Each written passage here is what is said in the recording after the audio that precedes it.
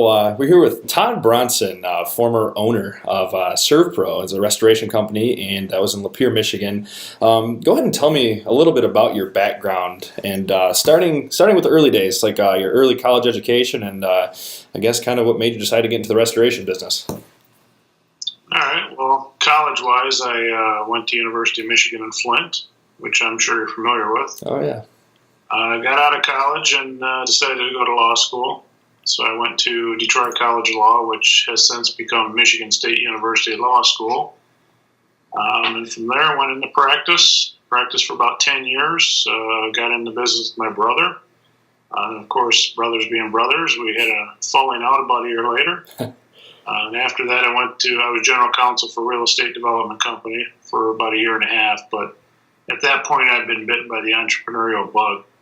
So the way I got into Servpro is I hired a business broker out of the Wall Street Journal, and ultimately came back with 4 businesses, all of them were franchises. And I ended up getting Servpro because it seemed to be the most profitable in a short term. Makes sense. So you mentioned the Wall Street Journal. That's where you found your broker then? That's where I hired my broker, from the Wall Street Journal. My original intent was to buy companies with upside potential, develop them, put in management systems they may not have had, and then flip it and move on to the next one. Understandable. Kind of got stuck in Servpro, and that never really happened to that extent. I see. So I can't help but go back to the Wall Street Journal. So about what year would you say that was? I mean, just looking at that. Late 90s. So before the major advent of the internet and that stuff became accessible. So. When you had the internet, in the 90s they had the internet. Yeah, what was it, AOL? I think it was late 70s when Al Gore invented the internet. At least that's what he said. Oh, I see. All right. So you got into, you looked at a broker. He kind of lined you up with 4 businesses, you said. So let's rewind a little bit farther back, actually. And you said you went to law school. And how long did you take between undergrad and law school? About a year. Okay, so you took a year to kind of go soul searching and figure your life out a little bit, eh? A little bit. I'm still working on it, but it's a never-ending process. So I guess I want to learn a little bit more about the education process. I mean, you look at kids in school now, and I mean, you can basically do all of your homework on the internet, right? All of your research. I mean, what would be the biggest difference you would say that you had as Todd Bronson in studying, spending time at the library? What do you think the biggest disadvantage of going to school earlier on, before, like I said, the internet became such a mainstream thing? Do you think there was a disadvantage and advantage, or? I think there was both. I mean, there's an advantage for you guys because you have any question you ever want answered at your fingertips. The problem I see, particularly with the Millennial Generation, is they don't use it for anything positive. I mean, most of it's social media and all the stuff that wastes your time. When I went to school, we actually had to go do research papers at the library. We had a thing called the card catalog, which is probably nobody knows about anymore. Never heard of it. They found the books on your topics and sat down and you went through, whether it be encyclopedias or specialty books on the topic you're researching. We actually had to use typewriters. Oh wow, that's yeah, it was crazy stuff, man. But you know what? We survived, and that's the amazing thing. That is crazy. I couldn't imagine. Put me through that. I would suffer. I mean, this is my 6th year of undergrad, so we're still getting there. But I mean, I'd probably be 12 if I was back in typewriter era. So it's not how you get there; it's as long as you get there. That's true. That is very true. So let's go back to the Servpro early days. I'm sure, how many people did you have with you? Like when you first opened business for the first year, was it pretty much you putting in a lot of the pretty much all around work? So the paperwork, I mean, the labor side of things. I mean, did you do a little bit of everything to start it off? First 3 months was just me. Just you. So I did everything. So first person I brought in was a production guy to basically assist in doing water jobs and carpet cleans and all that kind of stuff. And then after that, I brought in a salesperson. So, I guess with time, obviously you have the capital to bring on extra employees. I mean, for those first 3 months, I mean, I'm sure you were specifically in growth mode, I would imagine, right? Absolutely. So in order to get that, I guess, the money to do that, I mean, you got to do marketing and you got to do sales. Did you primarily rely on that salesperson to get the message out there that there was a Servpro in Lapeer County at the time? Or did you do, I guess, Yellow Pages ads? I mean, what was your biggest avenue of getting the word out there? Just going to meet people. See, restoration business is very contingent on the insurance industry.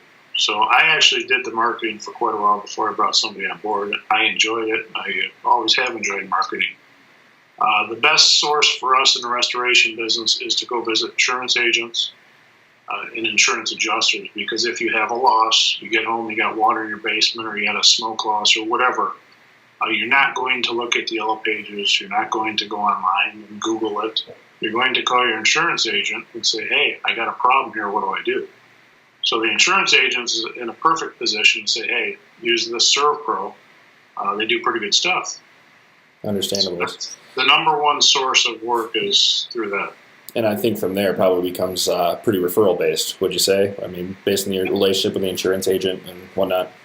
It's word of mouth, but again, restoration business, as far as water and fire damage and the emergency work, is not really going to. You're not going to get much from a Yellow Pages ad or a Google ad or anything like that, because right. People in crisis, they don't go Google something. They call the person they know, their insurance agent. Right. Or if you have an accident, you call the ambulance. You're not going to look in the book and see which ambulance service is best. You just want somebody there. Right. So you're going to rely on people in the industry that are experts and knowing who's good. Right. Totally makes sense. So I guess with that being said, I mean, whether it's 1999 or 2018, would you change your methods of advertising at all if it came down to it, or would you probably stick with the plan that worked for you so well?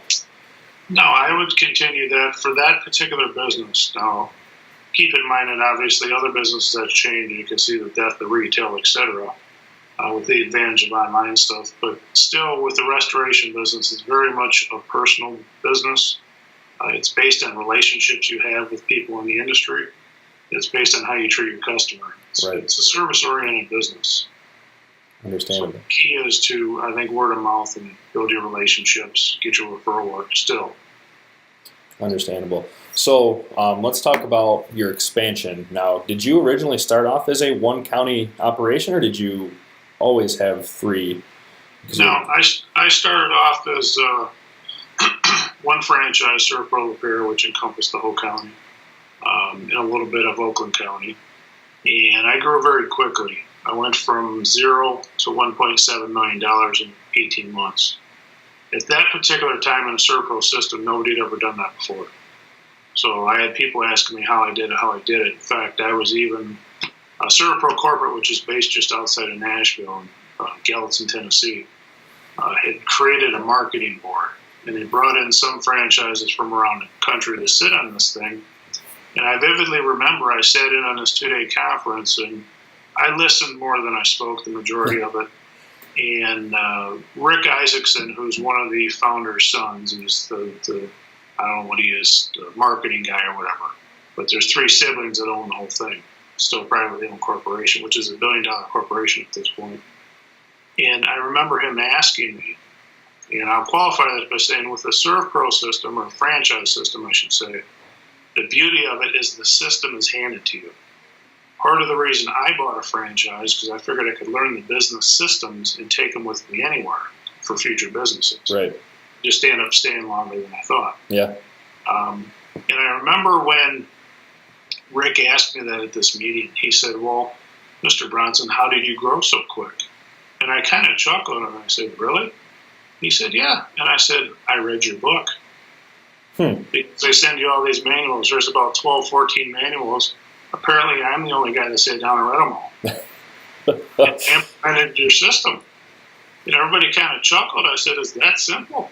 You got a marketing manual, you got a management manual, you got all these manuals. I read them. I read your book. I like it. So you're a guy that goes by the book and believes in education. A lot of people like to reinvent the wheel, especially in business. I've noticed, especially recently. I mean, with the advent of digital marketing and who's who and who's doing their Google AdWords and everything of that nature. I mean, why don't you just read the book, right? Do what you're supposed to do and make it happen. So it's interesting, and that kind of leads me to my next question. Before I get to that, let me throw this out. All right. To address what you just said, because you're right on point. is society these days is so sophisticated. You got all these factors heading at you all the time. It's even worse with the device in your hand because now you're connected 24/7, so nobody ever actually disconnects. Right. But there's an acronym in sales that Servpro uses, and it's applicable to all people in marketing, and it's KISS. Keep it simple, stupid. You've probably heard it, I'm sure. Oh, yeah. I've been called stupid plenty of times. And it's just like anything else, whether you play baseball, whether you play hockey, whether you play golf, you have to do the basics each and every time.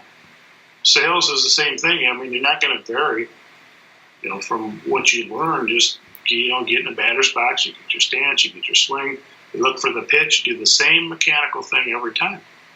And when you vary from that, you have poor results. Mm-hmm. That's true. So with that being said, do you think, I guess with the newer wave of entrepreneurs, CEOs, whatever you want to call them, we're entering the millennial generation of that. Now, do you think they're at an advantage or disadvantage with all these tools? I mean, it's kind of hard to keep it simple, stupid, right, at that point? Well, to answer your question, I think that you guys have a major advantage under one condition: if you're willing to work. That's a lost trait with a lot of millennials, to be honest. And I've told my daughters along through the years, I said, you have an advantage. They read, they write, they do these skill sets that most people these days, they don't get as much in school, not like I did. Things have changed. Everybody's got to get all technical and stuff, and that's fine. But in my opinion, if you're an entrepreneur and you're willing to put in your 14, 16 hours a day in the startup phase, you're willing to do what it takes, you're willing to reinvest in your business instead of go buy a new Suburban once you start getting some money, implement these factors which are timeless. I think you guys have used advantage because so much of your generation doesn't want to work for anything. They want it all given to them. Mm-hmm. So having said that, you have a huge upside advantage because you have less competition. Yeah, no, I can agree with that.